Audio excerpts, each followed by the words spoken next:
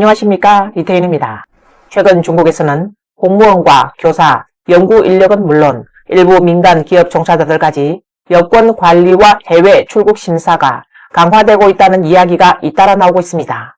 또 해외 취업과 이민을 선택하는 사람들이 늘어나는 반면 다른 한편에서는 출국 절차가 점점 까다로워지고 있다는 목소리도 제기되고 있습니다. 과연 지금 중국 사회에서는 어떤 변화가 일어나고 있을까요? 현지 주민들과 전문가들의 이야기를 통해 자세히 살펴보겠습니다. 산동에 계신 분들 있나요? 산동에 계신 여러분, 저에게 좀 말씀해 주세요. 지금 산동은 정말 그렇게 어려운 상황인가요? 저희가 최근 이틀 동안 산동 지역 고객 한 분을 모셨습니다. 그분은 학교 교사였습니다. 그런데 그분 말로는 현재 여권을 정부에 반납해야 한다며 본인이 직접 보관할 수 없다고 하는군요. 교사라는 직업이 왜 이렇게까지 엄격하게 관리되는 걸까요? 한 30대 남성은 형편이 어려운 사람들에게 기회가 된다면 해외에 나가보라고 권하고 있다고 말했습니다. 그는 외국 생활이 무조건 다 좋기 때문이 아니라 배경이나 인맥, 경제적 지원이 없는 평범한 사람들에게는 해외 경험이 인생을 바꿀 수 있는 비교적 현실적인 선택지가 될 수 있다고 설명했습니다. 그는 중국 내 많은 서민들이 열심히 일해도 월급은 수천 위안 수준에 머무르는 경우가 많으며 집세와 생활비를 지출하고 나면 남는 돈이 거의 없다고 말했습니다. 결국 노력에 비해 보상이 적다고 느끼는 사람들이 적지 않다는 것입니다. 교사들은 여름방학에 여행을 가도 SNS에 사진을 올리지 말라고 합니다. 왜 그럴까요? 요즘은 교사가 되면 평범한 사람처럼 자신의 일상을 공유할 권리조차 없는 건가요? 그래서 사람들이 교사라는 직업이 신성하다고 하는 건가 봅니다. 부당한 대우를 받아도 그냥 참고 견뎌야 한다는 뜻일까요? 또 어떤 사람들은 여름방학 동안 여행 중에 놀러 다니는 사진을 SNS에 올리면 학부모들을 자극해서 민원이 들어올 수 있다는 것입니다. 그런데 정말 학부모들이 그렇게까지 예민한 걸까요? 우리도 살아있는 평범한 사람들이고 학교의 홍보 도구만은 아닙니다. 오히려 진짜 자신의 모습을 보여주는 것이 학부모들과 거리감을 줄이는 데 도움이 되지 않을까요? 저는 여름방학에 여행을 가면 SNS에 사진을 올리는 게 당연하다고 생각합니다. 안 그래도 한 학기 내내 학교의 홍보 수단처럼 이용당하느라 정말 힘들었거든요. 미국의 소리 보도에 따르면 최근 해외 화교 사회에서는 중국의 출국 관리 강화와 관련된 사례들에 큰 관심을 가지고 있습니다. 보도에 따르면 한 남성은 미국 스탠퍼드 대학교 컴퓨터 공학과를 졸업한 뒤 구글과 메타에서 10년 넘게 근무하고 중국으로 돌아가 유명 대학에 채용됐습니다. 그는 매년 여름 미국 가족을 방문해 왔지만 올해는 소속 기관으로부터 여권 제출 요구를 받았다고 합니다. 기관 측은 그가 국가의 중점 예비 인재로 분류되어 있기 때문에 해외 출국 시 특별 심사를 받아야 한다는 것입니다. 비슷한 사례는 다른 분야에서도 보고되고 있습니다. 일부 네티즌들은 자신이나 가족 역시 국가 예비 인재라는 이유로 여권을 반납했으며 특정 국가 방문 시 별도 심사를 받아야 한다고 주장했습니다. 특히 미중 기술 경쟁이 심화되면서 인공지능 핵심 분야 연구 인력 관리가 강화되고 있다는 분석이 나오고 있습니다. 보도에 따르면 알리바바와 딥시크 등 첨단 기술 기업의 일부 핵심 연구원들은 해외 출국 전에 관련 부서의 승인을 받아야 하는 것으로 알려졌습니다. 과거에는 주로 공무원과 국유기업 간부를 대상으로 시행되던 관리 방식이 이제는 첨단 기술 분야 인재들에게까지 확대되고 있다는 관측입니다. 국민에게는 출국의 자유가 있다고 하는데 왜 일선 교사들에게는 상황이 달라지는 걸까요? 제가 아는 몇몇 젊은 교사들은 해외여행이나 연수를 통해 얻은 경험을 학교로 가져와 학생들과 나누곤 합니다. 그런 경험들은 수업을 더욱 흥미롭게 만들고 학생들의 시야를 넓혀주는 데도 도움이 됩니다. 정말 의미 있고 좋은 일이라고 생각합니다. 그런데 왜 평범한 교사들까지 여권을 제출해야 하는 걸까요? 해외에 나가려면 별도의 신청 절차를 거쳐야 하고 여러 단계의 심사를 받아야 한다고 합니다. 지도자급 간부도 아니고 기밀을 다루는 인원도 아닌데 왜 해외에 나가는 일이 이렇게 어려운 걸까요? 솔직히 저는 잘 이해가 되지 않습니다. 또 다른 블로그는 앞으로 중국인의 해외 출국이 점점 더 어려워질 수 있다고 전망했습니다. 그는 과거 중국인들이 해외에서 비교적 쉽게 신용카드를 발급받고 높은 한도를 이용할 수 있었지만 최근에는 상황이 달라졌다고 설명했습니다. 일부 사람들이 신용카드를 발급받은 뒤 한도를 모두 사용하고 중국으로 돌아가 대금을 갚지 않는 사례가 있었다는 이야기가 나오면서 전체 중국인에 대한 심사가 더욱 엄격해지고 있다는 주장입니다. 그는 이런 사례들이 반복되면서 해외 비자 심사 역시 점점 까다로워질 수 있다고 말했습니다. 이 블로그는 호주의 투자 이민 제도를 예를 들었습니다. 과거에는 일정 금액을 투자하고 사업을 운영하면 영주권 신청이 가능했지만 현재는 해당 제도가 폐지됐다고 설명했습니다. 그는 일부 사람들이 형식적인 회사를 세워 실적을 맞춘 뒤 영주권만 취득하고 회사를 정리하는 사례가 있었다고 말했습니다. 이런 문제들이 반복되면서 결국 제도 자체가 사라졌고 이후 신청자들까지 영향을 받게 됐다는 것입니다. 여러분께 해외 진출이나 이민을 결정할 때는 신중하게 생각하라고 말씀드리고 싶습니다. 제가 아는 사람들 중 해외로 나간 사람들은 처음에는 하나같이 이렇게 말했습니다. 2년에서 3년 정도만 해외에서 일하고 다시 귀국할 거야. 그런데 실제로는 그렇지 않은 경우가 많았습니다. 한번 해외에 나간 뒤 다시 돌아온 사람은 거의 보지 못했습니다. 짧게는 10년 가까이, 길게는 15년, 20년 넘게 해외에 정착해 사는 사람들도 있습니다. 제가 직접 아는 사람들 가운데도 그런 사례가 적지 않습니다. 한편으로는 최근 몇 년 동안 국내의 경제 환경이 예전만 못하다고 느끼는 사람들이 있습니다. 또 일부는 해외의 임금 수준이 국내보다 조금 더 높다고 생각합니다. 게다가 시간이 지나면서 현지 생활 방식과 업무 환경, 그리고 삶의 리듬에 익숙해지게 됩니다. 그래서 다들 출국할지 말지 고민할 때 신중해야 합니다. 또 다른 블로그는 현재 해외 취업 시장 역시 경쟁이 매우 치열하다고 설명했습니다. 그는 한국, 일본, 싱가포르 등 과거 상대적으로 쉽게 진출할 수 있었던 국가들조차 상황이 크게 달라졌다고 말했습니다. 특히 45세 이상 중장년층의 경우 특별한 기술이나 전문성이 없다면 해외 취업이 쉽지 않다고 설명했습니다. 그는 현재 해외 취업 시장에 지원자는 많고 일자리는 적은 상황이라고 분석했습니다. 한 블로그는 아직 여권이 없는 사람들에게 가능한 한 빨리 발급을 받아두라고 조언했습니다. 그는 일부 지역에서는 여권 신청 과정에서 추가 서류를 요구하거나 발급 절차가 과거보다 복잡해졌다고 느끼는 사람들이 많다고 말했습니다. 또 어떤 사람들은 여권을 발급받더라도 소속 기관에 제출해야 하는 경우가 있다고 설명했습니다. 그는 여건이 된다면 장기적인 선택지를 넓히기 위해 해외 체류 자격이나 영주권 취득 가능성도 미리 알아보는 것이 좋다고 조언했습니다. 여러분, 여권이 만료됐는데도 혹시 해외에서 문제가 될 만한 일을 했다는 이유로 여권을 갱신받지 못한 적이 있나요? 담당 기관에서 해외에서 좋지 않은 기록이 있어서 출입국이 제한된다며 여권 발급을 해주지 않는 경우 말입니다. 이런 문제는 법에 따라 판단되어야 한다고 생각합니다. 여권법에는 관련 조건을 충족하면 여권을 신청할 수 있다고 규정되어 있습니다. 또한 법적으로 국가안보에 위해를 가하는 등의 사유가 공식적으로 인정되지 않은 상태라면 행정기관은 법률에 근거해 업무를 처리해야 합니다. 만약 정당한 법적 근거 없이 여권 발급을 거부한다면 그에 관한 행정심판이나 행정소송 등 법적 절차를 통해 권리를 주장할 수 있다는 의견도 있습니다. 이 점을 이해하셨나요? 또 다른 블로그는 많은 사람들이 해외여행을 가지 못하는 이유가 단순히 누군가가 막아서가 아니라 원하는 국가의 입국 조건을 충족하지 못하기 때문일 수도 있다고 말했습니다. 많은 사람들은 한국, 일본, 유럽, 미국, 호주, 뉴질랜드 같은 국가를 방문하고 싶어도 사실 관광 비자조차 쉽게 발급받지 못하는 경우가 적지 않다고 설명했습니다. 특히 선진국일수록 비자 심사 기준이 더 엄격해질 가능성이 있으며 경제적 여건과 준비 정도에 따라 해외여행 자체가 어려운 일이 될 수 있다고 말했습니다. 결국 누군가에게는 세계 여행이 평생의 꿈으로만 남을 수도 있으며 해외로 나갈 수 있는지는 개인의 경제적 여건과 준비 상황에 크게 좌우된다는 현실을 지적했습니다.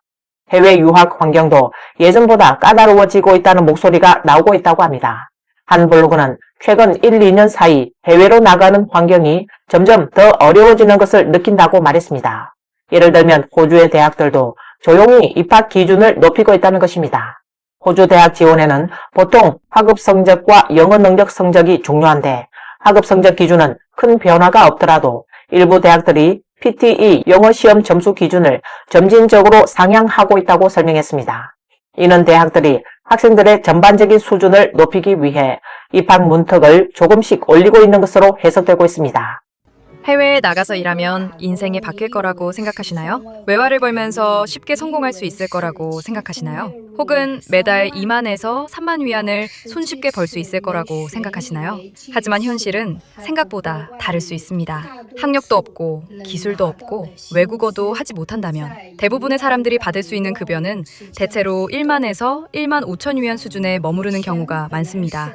분명 국내보다 조금 더 많은 돈을 벌 수는 있을지 모릅니다. 하지만 그 대가로 잃는 것도 있습니다. 안정감이 줄어들고 자유가 제한될 수 있으며 가족과 함께하는 시간도 포기해야 할 수 있습니다. 언어가 통하지 않아 소외감을 느끼기도 하고 문화 차이 때문에 적응에 어려움을 겪을 수도 있습니다. 또 몸이 아프거나 다쳤을 때 의료 서비스를 이용하는 과정도 쉽지 않을 수 있습니다. 그러니 일부 중개업체가 제시하는 것만 믿어서는 안 됩니다.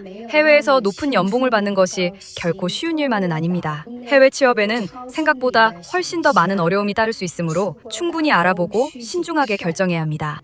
해외 취업 시장이 경쟁도 갈수록 치열해지고 있습니다. 한 블로그는 이제 해외에 나가고 싶으냐의 문제가 아니라 실제로 나갈 수 있느냐의 문제가 되고 있다고 설명했습니다. 일부 국가는 외국인 인력에 대한 요구 조건을 높이고 있으며 뉴질랜드의 경우 사회보험 가입 이력이나 영어 능력 등을 요구하는 사례가 늘고 있다고 설명했습니다. 또 일본과 싱가포르는 일부 분야에서 동남아 출신 노동자들을 대상으로 한 취업 비자를 확대하고 있는 것으로 알려졌습니다.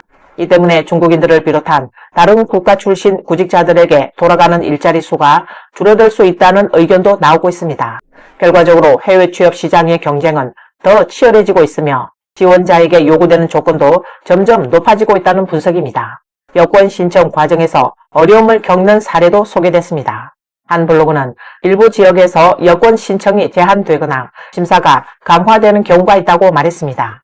다만 호적을 다른 성으로 이전한 경우 해당 지역 규정에 따라 여권 신청이 가능할 수 있다고 설명했습니다. 또 관광 목적의 여권 신청이라면 여행사가 발급하는 관련 증명서를 요구받을 수 있으며 해외 취업이 목적이라면 정식 자격을 갖춘 해외 취업 알선 회사나 노무회사가 발급하는 증명서를 제출해야 할 수 있다고 전했습니다. 즉 목적에 따라 요구되는 서류가 달라질 수 있고 관련 서류를 갖추면 신청이 가능할 수도 있다는 것입니다. 큰일이 났습니다. 고소비 제한 조치를 받은 사람들은 이제 정말 여권 발급이 어려워졌다고 합니다. 빚을 진 많은 사람들이 해외에 나가 돈을 벌어 재기하려고 했는데 이제는 여권조차 발급받지 못하는 상황이라는 것입니다. 어떤 사람들은 이렇게 말합니다. 나는 이미 법원 판결을 받았고 판결문에도 출국 제한 내용이 적혀 있었지만 예전에는 여권을 발급받았고 실제로 출국한 사람들도 많았다. 하지만 이는 과거 이야기라는 주장도 있습니다. 예전에는 법원 시스템과 출입국 관리 시스템이 완전히 연계되지 않았지만 현재는 점차 정보가 연동되고 있다는 것입니다. 그래서 일부 사람들은 지금은 여권 발급이 훨씬 어려워졌다고 말합니다. 해외에 나갈 계획이 있다면 현재 자신의 상황에서 여권 발급이 가능한지 관련 정보가 연동되어 있는지 미리 확인해 보셔야 합니다. 블로그는 여권 발급이 제한될 수 있는 경우를 설명했는데요. 첫 번째는 형사사건 수사나 재판 절차가 진행 중인 사람으로 재판과 형 집행이 모두 끝날 때까지 제한될 수 있습니다. 두 번째는 법원으로부터 출국 제한 통지를 받은 사람으로 경제 분쟁과 민사소송으로 인한 제한 조치입니다. 다만 모든 사건이 제한 대상이 되는 것이 아니라 법원의 결정에 따라 달라질 수 있다고 설명했습니다. 세 번째 경우는 관련 기관으로부터 공식 서면 통지를 받은 경우를 언급했습니다. 예를 들면 해외에서 불법 취업을 하다가 강제 송환되었거나 여권 신청 또는 심사 과정에서 허위 자료를 제출한 사실이 확인된 경우입니다. 이런 경우 관련 부서가 정식 서면을 통해 여권 발급 제한 사실을 통보할 수 있다고 설명했습니다. 이는 세계 여러 나라와 비슷한 일반적인 제한 설명입니다. 중공에서 일어나고 있는 일들을 감안하면 그 이면에는 한층 강압과 강제가 있을 것으로 예상하고 있습니다. 한편 중국 일부 지역에서는 공직자와 특정 직종 종사자 출국 관리가 강화되고 있다는 보도도 나오고 있습니다. 일부 지역에서는 유치원 교사, 의사, 정부 위탁 업무 종사자, 국유기업 직원 등에게 여권을 소속 기관에 제출하도록 요구하는 사례가 있다고 전해집니다. 또 어떤 지역에서는 퇴직자가 일정 기간이 지난 뒤에야 여권을 돌려받을 수 있다는 주장도 제기되고 있습니다. 중국 남부의 한 공립초등학교에서는 교사 고용계약서에 학교의 사전 승인 없이 해외여행을 할 경우 규정 위반으로 간주되어 징계 또는 해고 사유가 될 수 있다는 내용이 포함되어 있다고 전해졌습니다. 많은 지역에서 공직자들은 개인적인 이유로 해외에 나가더라도 반드시 사전 승인을 받아야 하며 과거 업무조사나 교류학습 명목으로 진행되던 공무 목적의 해외 방문도 상당 부분 제한되거나 중단된 것으로 알려졌습니다. 일부 성에서는 해외 유학 경력이 있는 사람들이 특정 공직 채용 분야에서 제한을 받는 사례가 있다는 주장도 나옵니다. 사실 국가기관 종사자에 대한 출국 관리 제도 자체는 새로운 것이 아닙니다. 이미 2003년부터 국가기밀을 다루거나 고위직을 맡은 인원들은 해외 출국 계획을 사전에 신고해야 했고 출입국 관리기관은 이들의 명단을 관리해왔습니다. 그러나 최근에는 이러한 관리 체계가 더 낮은 직급의 공공부문 종사자들에게까지 확대되고 있다는 이야기가 나오고 있습니다. 예를 들면 일부 지역에서는 교사나 간호사까지 해외 출국 시 별도의 승인 절차를 거쳐야 하는 경우가 있다고 전했습니다. 허베이성 중부의 한 초등학교 음악교사는 여름방학에 말레이시아에 있는 여동생을 만나러 가고 싶었지만 교장이 출국 신청을 승인하지 않았다고 말했습니다. 또 저장성의 한 간호사는 해외에 나가려면 4단계의 승인 절차를 거쳐야 한다고 설명했습니다. 그녀는 오래전부터 베트남에 가보고 싶었지만 절차가 너무 복잡해 한 번도 정식 신청서를 제출한 적이 없다고 말했습니다. 일부 직원들은 이러한 규정이 마치 일반 직원들까지도 기밀 정보나 자금을 해외로 반출할 수 있다고 의심하는 것처럼 느껴진다고 말했습니다. 한 간호사는 우리 같은 사람들이 무슨 국가 기밀을 알겠습니까? 해외로 가지고 나갈 돈이 얼마나 있겠습니까? 라며 답답함을 드러냈습니다. 또 일부 사람들은 출국 승인을 받더라도 추가로 서약서에 서명해야 한다고 전했습니다. 서약서에는 해외 체류 기간 동안 국가 안보를 해치는 행위를 하지 않고 중국에 불리한 발언을 하지 않겠다는 내용이 포함되어 있다고 합니다. 내몽골 공업대학교에서는 직원들이 해외 체류 중 사전 승인 없이 언론 인터뷰를 받아서는 안 되며 어떤 외국적 인사가 와도 임의로 만날 수 없다고 규정하고 있는 것으로 알려졌습니다. 또 이른바 반중 세력을 접촉하거나 마주칠 경우 중국 대사관이나 영사관에 보고해야 한다는 규정도 포함되어 있다고 합니다. 귀국 후 일주일 이내에 여권을 제출하지 않으면 향후 5년 동안 해외 출국이 제한될 수 있다는 내용도 있다고 전했습니다. 전반적으로 보면 중공 당국은 국가기관 종사자들의 해외 활동과 외국인 접촉 관리를 점차 강화하고 있는 것으로 보입니다. 많은 지역에서는 공무원들이 여권을 소속 기관이나 상급 부서에 맡겨야 하며 개인이 직접 보관하는 것이 허용되지 않는 경우도 있다고 전해지고 있습니다.